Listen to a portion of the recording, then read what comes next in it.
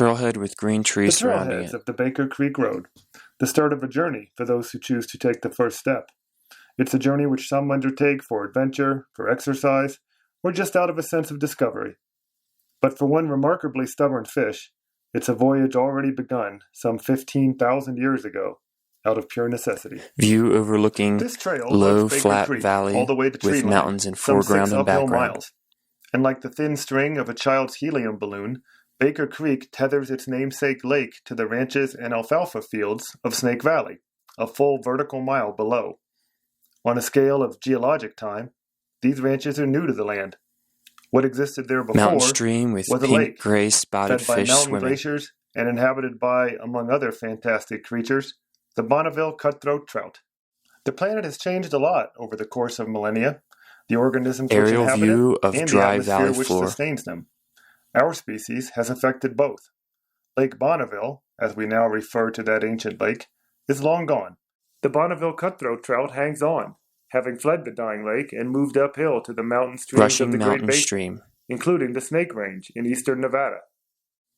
Like all trout, Bonnevilles require cold, oxygen-rich water. Their numbers within Great Basin National Park already decimated by the introduction of Brown-colored aggressive fish non-native swimming. trout, like this brook trout. A warming planet harbors no good news for one of Nevada's few native trout. So an idea was hatched. Blue lake If non-native with trout rock could be slopes removed from surrounding Baker Lake and Johnson Lake to the south, Bonnevilles could be introduced. Their species could, in essence, be transported back in time and temperature to conditions in which their Pleistocene ancestors thrived. 2 high-altitude lakes, which would prove colder and more stable than the small drought-prone streams where they live now. One problem: Baker Lake's natural outlet flows underground for a short distance before percolating to the surface. Biologists It's a in journey that colorful even a dry suits resourceful trout swimming like in the Blue Bonneville Lake. cutthroat cannot follow on its own. So, John Reynolds, a fish biologist at Great Basin National Park, plans to give them an assist. His plan is to remove the lake's non-native fish and deliver by hand its rightful occupants, the Bonneville cutthroat trout.